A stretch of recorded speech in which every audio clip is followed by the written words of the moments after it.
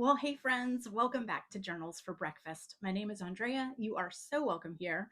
Today is a favorite things episode. I'm going to do a few favorite things episodes here. The one we're going to focus on today is journals and journaling supplies, but I'd like to do one on planners and planner supplies. I'd like to do one on books for 2025, the things I've read so far this year that are my favorites. There have been so many good books. There's something else I was going to do, art and art supplies. So like collage and my watercolor work, favorite things there. Favorite things episodes. Let me tell you a little bit about what I think about those. One, I really love watching them. I have learned so much on YouTube from creators who are kindly sharing their favorite tools, what's really working for them in their practices. So I love these kinds of episodes because I think they're very, for me, they're just extremely educational. I just always come away with so much information. Let me tell you what it's not about for me. It's not about consumption or shopping lists. My intention with watching those videos is not about adding to things I need to buy. And my intention in creating these videos for you here is not necessarily about creating lists of things that you need to go buy either. What I will say often happens in a favorite things episode that I watch, and I hope will be the case for you as you watch this one as well, is that I am reminded of things I already have that I can put to purpose again. Often I will discover that someone is using a tool that I set aside because either I didn't understand it or it just wasn't serving me for a while, and suddenly I'm interested in it again. Maybe a different way of seeing a tool or a product. Yeah, so it's about inspiration. I love shopping my own collection, my own stash, such as it is. It's not about consumption or buying new things necessarily. So, and I just love YouTube for this, for the space to be exposed to just really useful tools. So, how did I curate what I'm going to actually share as my favorite things? Because my gosh, this room is full of favorite things. How do I make a small video and just list the few things? What I did was pay really close attention for a couple of weeks to the things that I found that my hands touched every single day in my journaling practice. That tells me they're pretty favorite things. There's some stuff that, tools and supplies that I kind of pop in and out of, dip in and out of. But the things that actually serve me in this space every single day when I journal, and I do journal every day in some format, yeah, that's the stuff that's making this list. So we're going to kind of dig right in. The first thing that I'm going to talk about is something you guys, if you've been here with me before, are familiar with, which are prompts for journals. And I think that one of the ways to find our journaling practice slipping away from us is we just kind of run out of material. What on earth am I supposed to write about or journal about or memory keep today? Nothing happened. And so prompts for journals are a great way to get our mind engaged in the journaling practice if we've been out of it for a while or if we're just kind of losing our mojo a little bit. I've shared before here that you can buy prompted journals, and I think they're super handy. I'm not actually working in any prompted journals myself right now. Some of them are super specific, like a self love prompted journal. So every entry is going to have some directive towards finding self love. Some are more vague. It's a little section on each page that says, maybe what I'm grateful for, a goal for this day, a health goal for this day, something else, right? So they can be just general prompts. But I often find prompts in other spaces. And one of them, as you know, is in tarot cards. So a really fun tarot deck. And if I find myself first thing in the morning, my journaling practice is that I do some form of creating every morning before I get into any sort of social, phones, TVs, screens. So coffee, quiet space, get out a notebook and see what comes. And often it's journaling. But if I find that I sit down in the morning and I'm just kind of drawing a blank here on where to go, the first thing I'll do is pull a card and just let the card tell me where to go. There could be an image on the card. I may not even have to necessarily look up the meaning of the card. Just the image itself might be enough to say, you know what, I'm going to do a little journaling. I'm a Gemini. These two look like twins. You see how my brain just kind of pops in.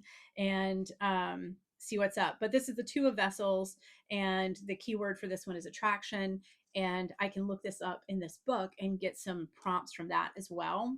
So, prompts for journals are one of my favorite things, and I find them in collecting tarot decks. Now, I have maybe 6 total tarot slash oracle decks. This is a um, work your light oracle deck. So whereas the tarot are the traditional like 6 of cups, you know what I'm saying, that kind of thing, the oracle cards are usually just individual phrases, thoughts, words, poems, etc.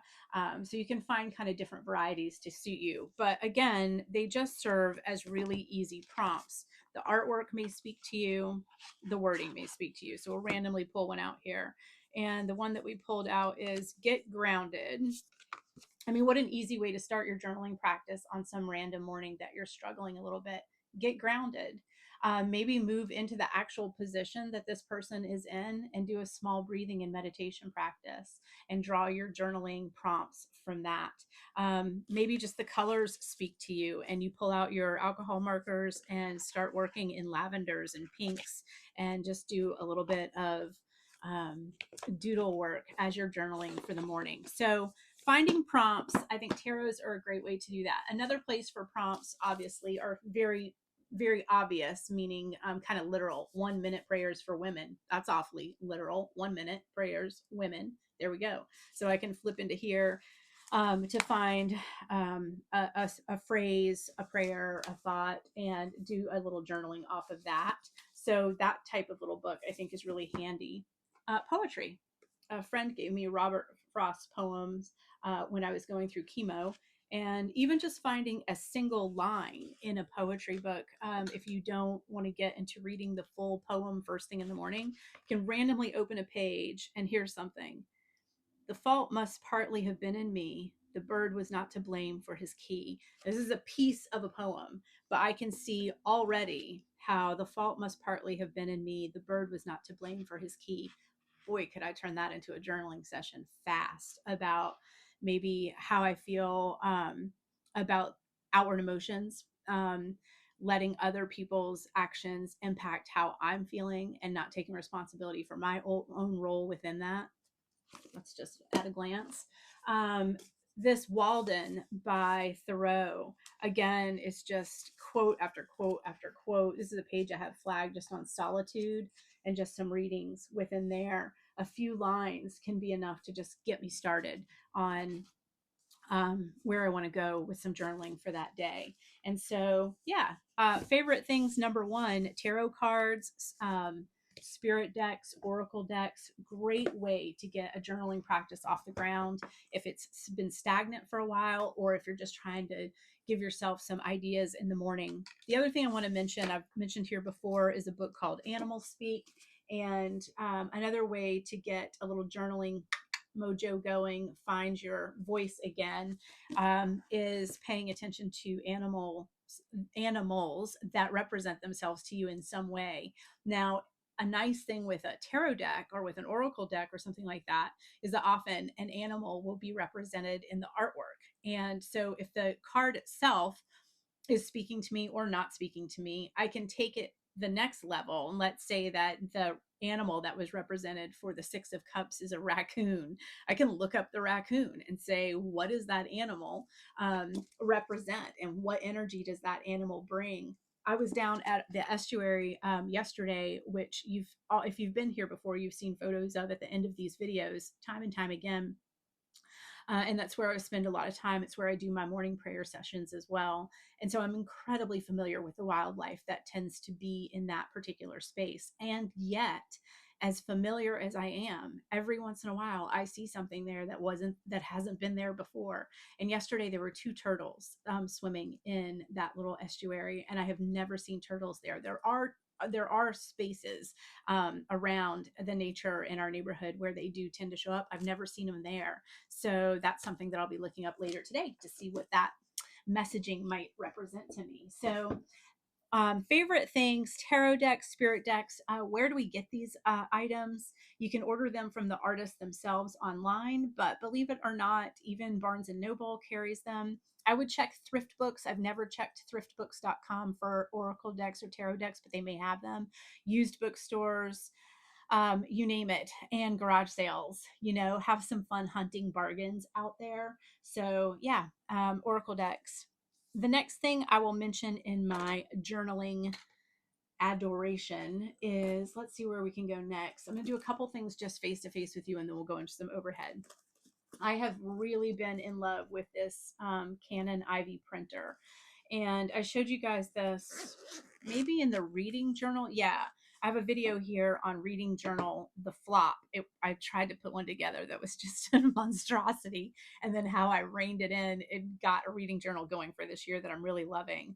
And one of the tools for that that just has risen to the top of value to me is this Canon Ivy printer. So you see it's this tiny little printer, and this is the little film pack. And I'll show you what it does for me. I gotta dig out a journal. Hang on. Oh, let's see. Here we go.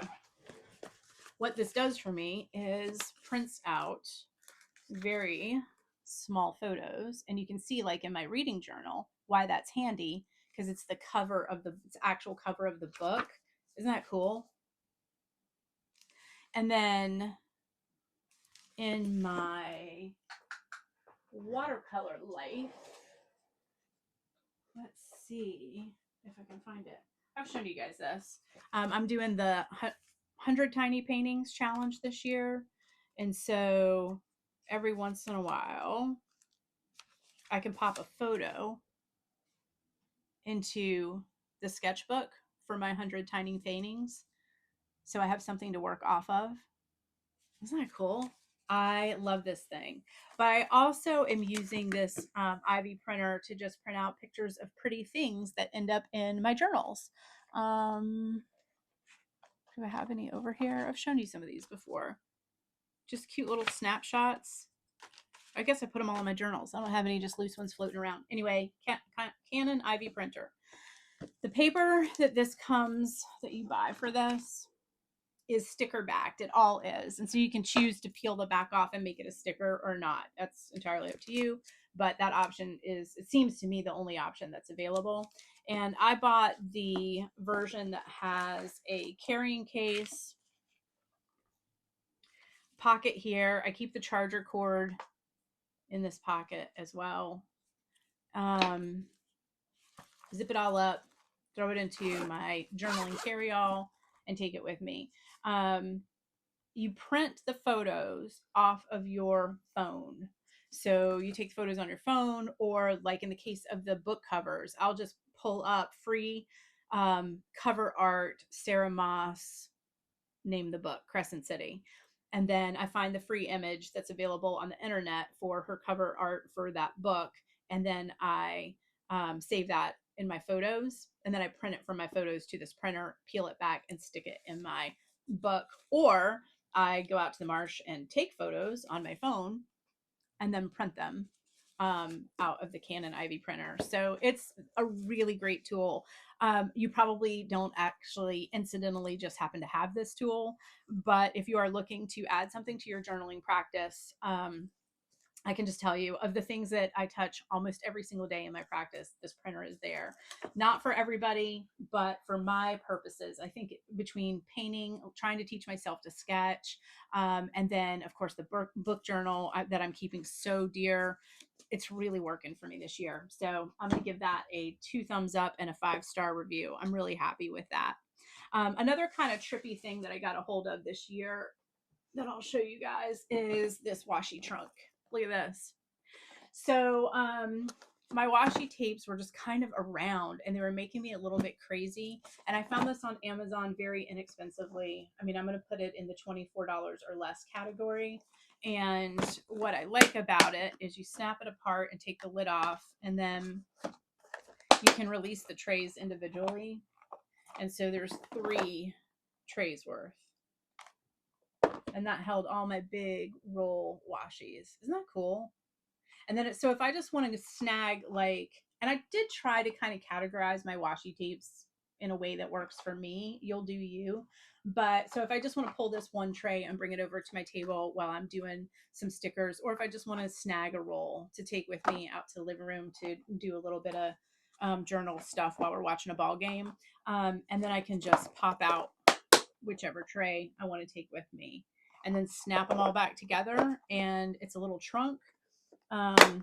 And I've just found it really convenient for 24 bucks or whatever it was.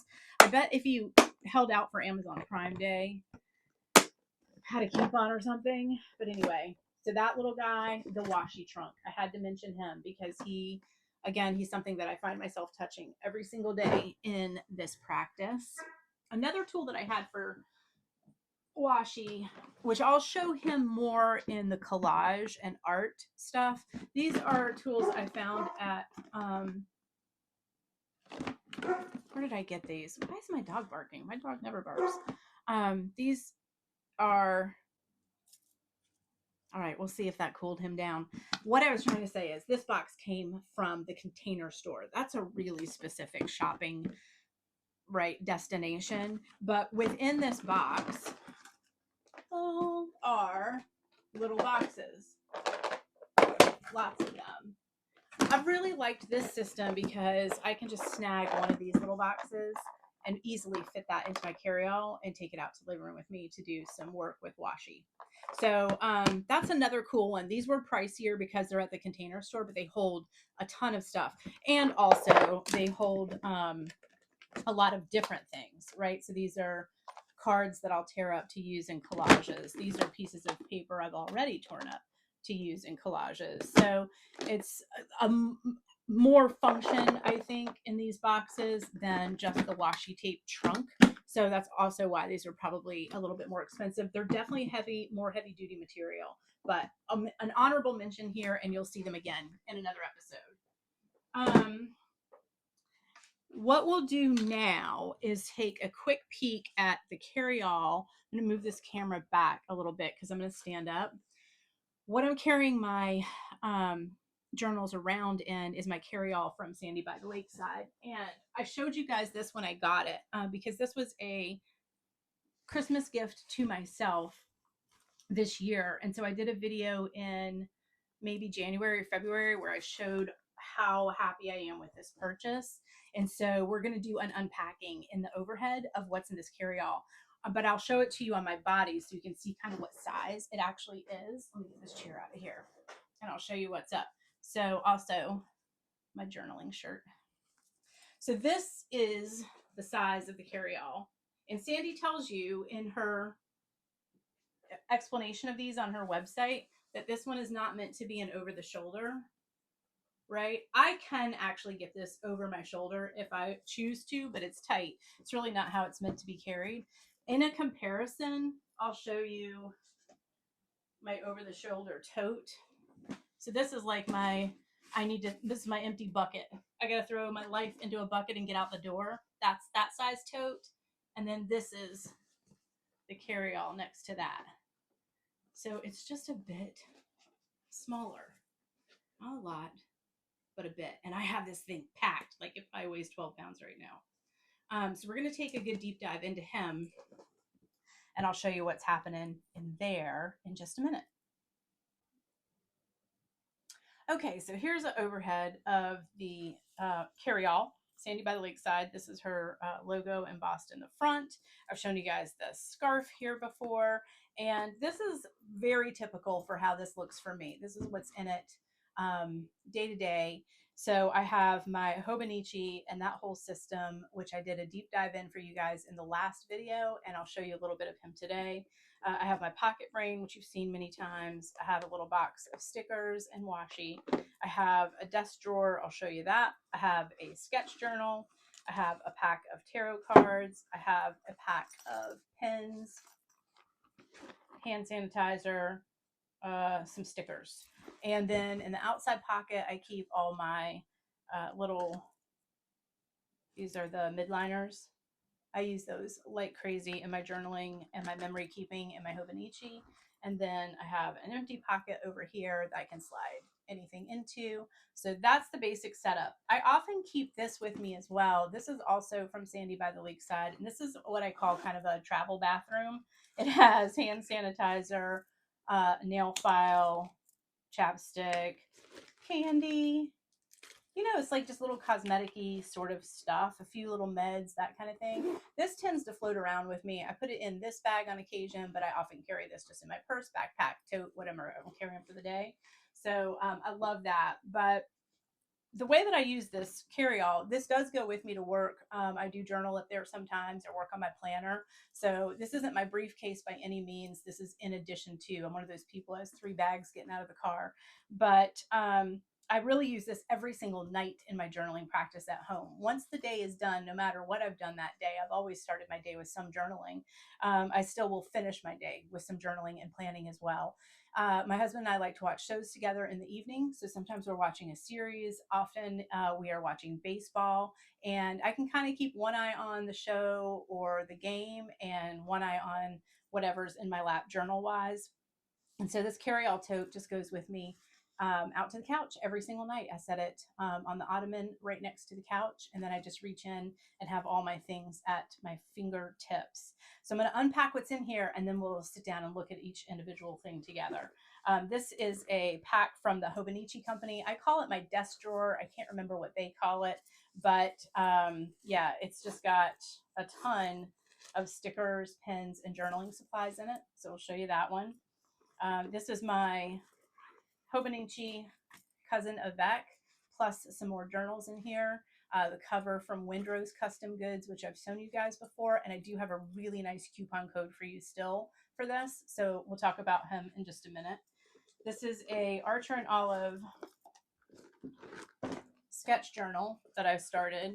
I do not know how to sketch. I am teaching myself how to sketch, and so every once in a while I dip into this guy for some scribbling and sketching while I'm out on the couch, and that's been a lot of fun to dip into. So I like to keep him nearby for when the mood strikes. The outside pocket, I keep all of these midliners. I use these like crazy in my Hobonichi, so I have a whole pocket full of those. I have a pen pack that is just more kind of random. I have a lot of brush tip pens in here. I do like those in my journaling. I have a tarot deck. I have some washi and stickers. And then I have my pocket brain, which you guys have seen many times. All of that fits comfortably in this beautiful leather bag. On its own, because Sandy chooses not to line these, it doesn't weigh very much. And that's partly why there's no lining in this, so that she can keep the weight down. And then I load it up, and I absolutely love it. I've been beating the tar out of this thing and carrying it everywhere since December, and I just think it looks absolutely gorgeous. It is held up so beautifully for me. So this is the Carryall. She does have a tote size that's larger. That's why I showed you on my body kind of those 2 sizes. But for my journaling practice day to day, this is a tool that I cannot live without. I have been so happy. So now let's take a look at what's in there. Chelsea Market. I actually bought this at the Chelsea Market in New York City many years back. So just a little zip top. Sandy does a really beautiful pencil case too, and that'll be a treat to myself this year. I'll get it in the leather that matches the leathers that I have. So Archer and Olive journals, I want to mention my book journal is an Archer and Olive as well, or my reading journal. It is a dot grid, which is my favorite. And one thing I like about this style journal is that I could have easily turned it and gone a landscape version as well. So I can kind of go either way with this. I happen to be using this in the horizontal structure that it came in, but they're just beautiful quality. The bindings are sewn, and the paper is so thick and so good. You can use alcohol markers, watercolor, any kind of pen. Nothing is bleeding through this or ghosting. They come with a little pocket in the back, so you can drop some stuff into the back. I've really been so thrilled with this brand. So this is the 8x8. The thing that's nice about that is you don't need to worry about landscape or otherwise. It's always 8x8 no matter what. It's also dot grid. I love dot grid. It gives me a lot of freedom to consider what I'd like to do, but I've tried to turn this into a teach myself how to sketch journal. So some stuff I'm doing kind of very realistically. Some stuff I'm just sort of like, I'll pull up an image on the internet and just sort of try to copy it myself. My little sketch of my pup. I'm really loving it. The 8x8 is nice for sketching because there's just room to move around. But this would be a great journaling journal too. Just memory keeping, general thoughts. You could do a whole 8x8 journal on tarot cards.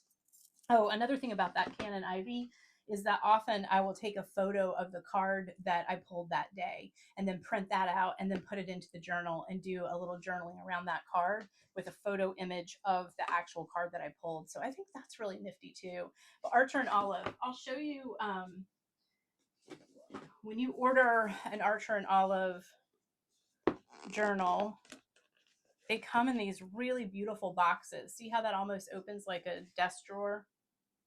So they're really, really beautifully packaged with this hard case box. You could repurpose that box for something. And then they're wrapped in paper and then tucked in. So it's just beautiful. Archer and Olive, I did a little reading about her. Archer and Olive, the woman who invented this, who started this company, I guess is what I'm trying to say. Archer and Olive were her cats. I don't know that they're still around, but at the time that she started her company, they were her cats. And she started this company because she is a journaler who is disappointed in journals. And I do believe in products that the company was built by a user, meaning she knew what she was trying to create and her reason for it. The quality will always be fantastic when you find that type of company. And that's exactly what's happened here. Let's see what else I want to show you. I think that's everything that was in there. So now we're going to sit down and I'll just take you through a few of these things so you can kind of see what they are, because these are my favorite journals and the ones I use every day. Okay, so here's a look at all that stuff. It's incredible how much fits in that carry-all bag. This is a little box of washi and stickers. This, look at this. I don't know if you can see that. The little geisha washi. It was a gift from a friend of mine for my birthday this year.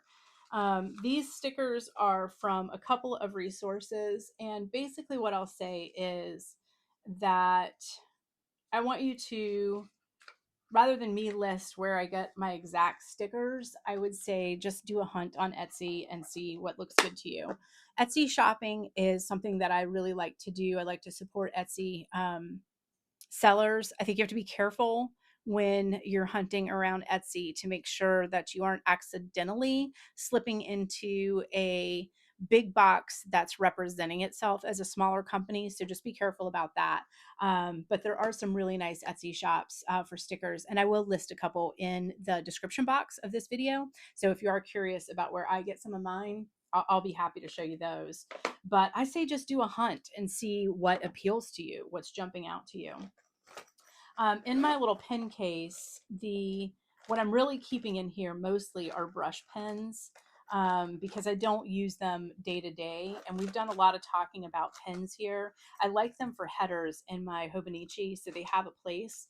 But that's where I've kept kind of that little collection. I have a bajillion pens, don't you? So how could I keep them all in this? So I just got really specific with this case and just said, let's just do just brush pens in that case. I've shown you the reading journal many times, so I'm putting him away. I have shown you the sketch journal already today. And isn't that pretty, the little coffee with the glasses and the books? So I'm going to put him away for the moment, and we'll take a quick peek at this Hobonichi bag. I just loved the print, the material, just thought it was so cute. This outside pocket, I keep stencils. I don't use these a ton. This was a 3-pack that I found online by Alex Melnick. Alex, Aleks, Alex Melnick. And so, but it's got some handy habit, days of the week. It's got some handy stencils in it. So every once in a while I get stencily and I have those available. Otherwise, I can open this out pretty wide and see what's up. Look at all the stuff that's in here. I keep these gel pens in these kind of almost neon colors. Those are specific for writing. For me, I use them specifically for when I'm writing on darker paper, right? So see how that jumps out a little bit. And this little pocket brain, there's some of that jelly pen. See, they have it in white, so it writes on this gray. Um, and this little pocket brain journal, I have a notebook in here from the Just G Journal Company. I have listed her in many videos. I'll list her in this one as well. You can buy her little notebooks with this mixed media paper in them. And I just love writing little quotes and stuff. So this is something I would have done while watching a ball game. You know, write out a little quote, torn a little paper and stuck it on there, put a little sticker on. So it just keeps my hands busy doing some fun stuff. But it's mindless in some ways too. So those gel pens are the only pens that are in this. Various stickers. I tend to keep planner specific stickers back here. So more like, um, you know, push yourself, the good life, whatever, to-do lists. A lot of these sheets back here will have things that are specific to housekeeping, like these little reminders, laundry, whatever. So planners kind of back here. This is candy, ignore that. Washi tapes floating around, more tapes, pockets with some of my paint chips that I love making little mini collages on. I've shown you those many times. Here's a mini collage that's underway. This one I just got started on a couple weeks ago. Obviously, it is book related. That is the throne. What is this one? Throne of Glass. This is the Throne of Glass series sticker here. And yeah, so I've really liked this. Here's another one of those notebooks from Just G. It's just pretty paper. This one has a lot of pastels and pinks in it. So that'll be really fun to get into next time when my sort of grays and charcoals are all filled up. But I love this thing because it holds a hot mess in there, as you can see. And can you imagine all that stuff just floating around my bag by itself? Forget it. But it just zips up into such a clean, concise little bag, and it's flat. Really, really handy. Favorite tool. I touch it every single day. And then we're down to my two actual journals that I journal in every single day, period, end of story, no matter what. Pocket Brain, gosh almighty, have you guys seen this guy a lot? I've made a few additions to him lately, one of which is this insert here. So the way that this Pocket Brain works is that this cover from Windrose Custom Goods is the leather cover that comes with these elastic bands, and then you snap your notebooks in to the bands. So this was designed specifically for a passport size traveler's style notebook. And so I bought this Potentate Draw What I Love. I'm going to link her shop in the show notes here, okay? In the description, I will link her shop. She's an Etsy seller, and it's this kind of heavy stock, almost fabric-y paper. It's got all these great pockets, and so that's that insert. You can see the front and back. Within it, I tucked a couple of traveler's notebooks inserts. So I have a calendar, and then some craft paper where I just keep little notes. Sometimes it's a grocery list, sometimes it's a quote, sometimes it's a to-do list, sometimes it's ideas for tattoos. It's all kinds of stuff. You never know what you're going to see here. Here's some groceries. I need to get some blueberries this week. This little insert I got from her as well. It's just this little craft paper insert. And see these little pockets, these vented pockets? Do you know what that's for? Because I mean, obviously you can tuck anything into a pocket, right? But I saw somebody using this vented pocket on something, and it obviously had a really specific purpose. And I had this light bulb, like, oh my gosh, that's what that's there for moment. And then I lost it. I don't remember. So if you remember what that's about, please send me a note, comment on that. Anyway, yeah, just a cool little insert. So an insert with inserts that allows me to keep a lot of notebooks going in a very tiny space. And I've done a lot of deep dives into this journal itself. So if you'd like to look at those videos, they're here on this channel. But the cover is what is in my favorite things list. And then, of course, these inserts. So I'll link those down below. Here's his big brother. So it's the same cover from Windrose Custom Goods, but now in an A5. And I also added 1 inch of material. When you order these from Windrose Custom Goods, you can customize some things on them. And I asked, one of the options is to add another inch or a half an inch of leather. And I asked her to do that on mine because I knew that I was going to make this thing really chunky. And I did the same thing in here. So you have these rubber bands, right? These elastic bands where you could just drop a notebook in. Any notebook can just be filtered in through the rubber band system, right? Okay. But what I opted to do was go back to this same company and get another one of her inserts. And so I have one band that has my Hobonichi planner, okay, on it. That's what's there. And then I took her collection, which is this leather cover, and I think there were 4 notebooks. And then I think I ordered the pocket separately. And I clipped that whole kit and caboodle right in. So now these notebooks are actually elastic into her cover. And then this cover is elastic into my Windrose cover. So I really maximized my space here. And what I now have in this is this cool leather cover. I have a notebook that I'm doing that is specific to quotes that are really standing out to me. These we're going to talk about in a minute. So that's what this blank notebook will be. You recognize some of this stuff that I moved over from my old Hobonichi, just some pretty collage and imagery, and then created a collage here. 3125 is a proverb that really speaks to me. You're welcome to look that up. I added this insert, which is a clear pocket and then some card pockets.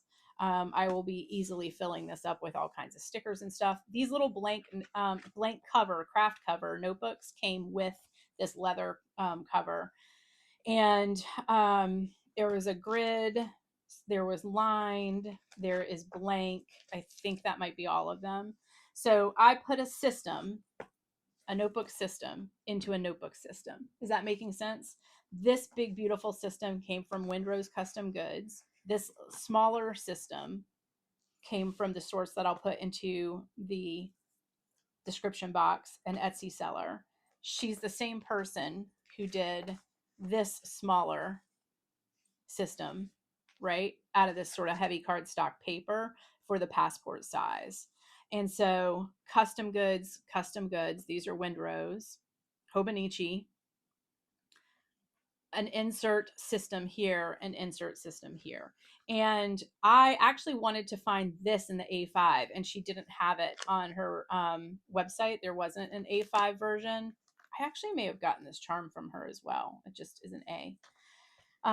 But her leather covers for passports, travelers, notebooks, A5s with her books in them are so reasonably priced that it really was a really good bargain for me to just buy that whole set and add that to my system. Now, Windrose Custom Goods has a coupon code for you guys on this channel, Journals for Breakfast. That will be in the description box. When you click on the Windrose Custom Goods link that I put in here, it'll take you directly to her Etsy page. And if you look at your screen in the top left corner, it'll say I think it says Journals for Breakfast 30 added to cart. So your coupon, which is 30% off of anything from this system, will already be in your cart. That's a great deal. And that offer will be there through, I think, the early part of August. So feel free to jump in on that. I am not affiliated. I do not get any kickbacks on that. When I bought this system, I did get the same 30% off, which is really cool. But this original first system that I bought from her, I bought at least 3 years ago and have loved it. And then this idea of adding kind of a less expensive, but just as delightful little insert into the insert. Yeah, this is really fueling me. So favorite things journaling, that is my favorite stuff. Let's go face to face and talk a little bit about authenticity and letting go of expectations. Wow, that's heady. Okay, I got my carryall all packed up again, ready to go to the couch. If you have questions about anything in there that I moved through too quickly, just let me know. Typically, we do a tarot card reading at the end of a video. Today, we're going to read from Simple Abundance. This is a 365-day 365 Days to a Balanced and Joyful Life. And I've been reading it every day for 2025. And it's just been a wonderful addition to my morning of create before I consume, my morning practice of finding quiet to start my day, grounding myself every single morning in some creative pursuit. And this is how I get it started. Her reading for July 4th, which was yesterday, just really spoke to me on so many levels. And so much so that as I move through these favorite things videos, I'm going to continue to keep this reading in mind as our follow up and maybe our journaling prompts for the week or thoughts for the week. And we're going to be really focusing on authenticity. So let's see what she has to say here. In 1890, philosopher, psychologist, and spiritual pioneer William James, the brother of the famous American novelist Henry James, set off his own fireworks with the publication of a landmark exploration on human happiness called The Principles of Psychology. 12 years in the writing, 2 volumes and 1,400 pages long, it boldly went where no book had ever gone before, investigating the mind-body connection, the impact of our emotions on behavior, and the importance of nurturing an inner life instead of concentrating on the outer trappings to achieve personal harmony. Pause. 1890. I started figuring this out in 2021. Okay, here's some things that jumped out to me about this. William James, one of the things that he argued is the world already exists when we are born, and we must accept it as it is. But our ability to create our own inner reality can determine if we view the universe as friendly or hostile. Be willing to have it so, he urged. Acceptance of what has happened is the first step in overcoming the consequences of any misfortune. If your reality lives up to your expectations, you're happy. If it doesn't, you're depressed. He believes that we have to move expectations out of the equation. So here's what she says. Many of us mistakenly think that lowering our expectations means we must surrender our dreams. As one friend put it, sorry, Sarah, but this sounds like you're giving up to me. Absolutely not. Dreams and expectations are two very different things. Dreams call for a leap of faith, trusting that spirit is holding the net so that you can continue in the recreation of the world with your energy, your soul's gifts, and your vision. Expectations are the emotional investment that the ego makes in a particular outcome. What needs to happen to make a dream come true? And the ego's expectations are never vague. Oscars, magazine covers, New York Times bestseller. But since none of us can predict either the future or the best outcome for our authentic path, this kind of thinking is self-destructive. Expectations that measure the dream's success tie stones around your soul. I don't think we should just lower our expectations. I believe if we truly want to live a joyous and adventurous life, we should relinquish them. Dreaming, not expecting, allows spirit to step in and surprise you with connection, completion, consummation, celebration. After a lifetime of setting myself up for heartache, the way I now try to approach the delicate balance of dreams versus expectations is to dream, do, and detach. This spoke to me in so many ways. She does say here, I approach my work with passionate intensity, but once I've done my best, I try to let go as much as possible and have no expectations about how my work will be received by the world. I feel like that is powerful messaging for a lot of us, especially in this day of Instagram, TikTok, Facebook, YouTube, right? How much of what we create and put into the world are we also anchoring with expectations about how it's received? And ultimately, I think in a very specific way, I am a YouTube creator. I put content out, then how is it received? Do enough people like it? Do enough people comment on it? Do enough people subscribe? Like, that's a super specific way to put that. But what about just in our own behaviors day to day? How many people tell me that they don't journal because there's some form of stage fright happening? What stage fright? For whom? There is some expectation that has been built into that journaling practice that you are fearing not meeting, or not meeting in the right way, and that's holding you back from putting pen to paper. I mean, it can happen when we're learning to watercolor. We're trying something, and then all of a sudden, rather than it being kind of this fun exploration of paint on paper, we're looking to get a specific image. The image isn't coming forward the way that we thought that it would. And now we tell ourselves we're not artists. That's an expectation that is taking away from the process that is the exploration of the art itself. And I think that the way the world has been handed to us in the last at least 20 years, I feel like a lot of us have sort of subtly fallen into that trap of everything we do having some expectation, self created, I would say, expectation of perhaps outward approval for it. If we can't find the approval for it, then what is the worth in it? What is the value in doing it? And I have been trapped in that for a long time myself, too. And I will say that when I built this actual channel, the one thing that I told myself last year when I started this is that I could put up a video, but that I wasn't allowed to look at it for 24 hours after it went up. I didn't want to get into a trap of looking for expectations. How many were watching? Did people care? Did anybody say anything awful? My purpose here is to share, and that's what I do. I record it, I put it out there for the world. I believe in what I put into the world, and then that's enough. I actually built this channel to some degree as a foundation to practice that exact principle of the idea of exposing and sharing and putting out there with zero expectations of what comes back for it. And it's been a wild experience for me. It has branched into so many other things, and it's helped me recognize for myself how much of my own self-worth, especially in my 20s, 30s, and the first half of my 40s, was completely dependent on outward approval. In my mid 40s, I started to recognize that I was not mentally healthy. Things were falling apart. And I mean that I was dealing with depression, and I was dealing with fatigue, and I was dealing with burnout, and my communication skills were failing in my marriage. There was things that were just not well. And as I began the work to unravel that, what became very clear is that a lot of my self-worth, if not all of it at that point, was really locked in looking for outward approval.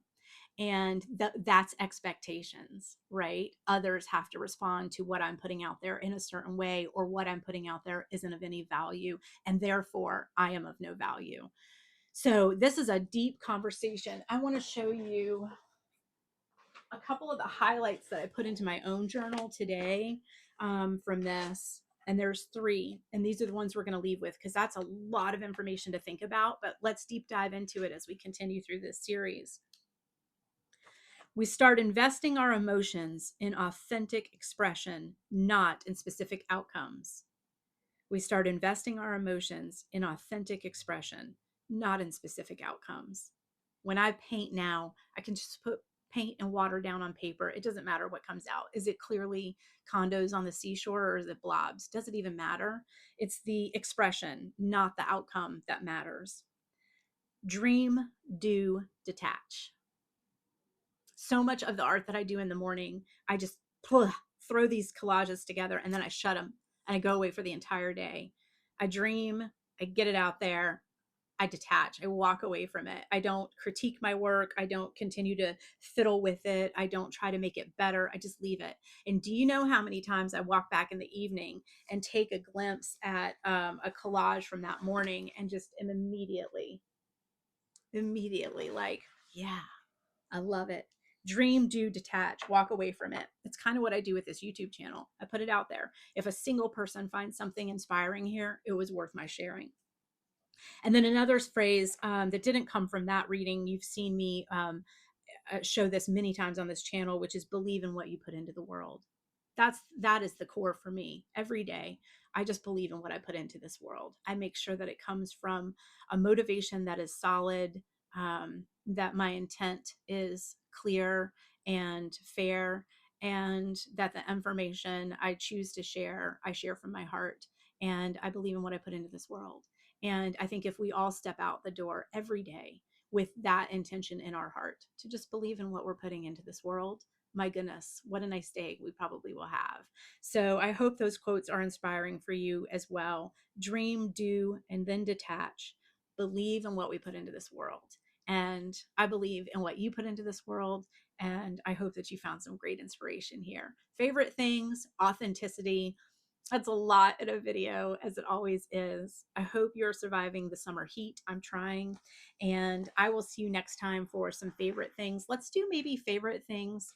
Um, I might do favorite things books next, just because I've read so many great books this year. And I would love for you to have an opportunity to see what some of those are. And if you want to add them to your to be read stack. So maybe we'll do favorite things books next time. And we'll continue with authenticity without expectations conversation. Please share in the comments any thoughts you have about that as well. And I will see you next time. Have a wonderful week.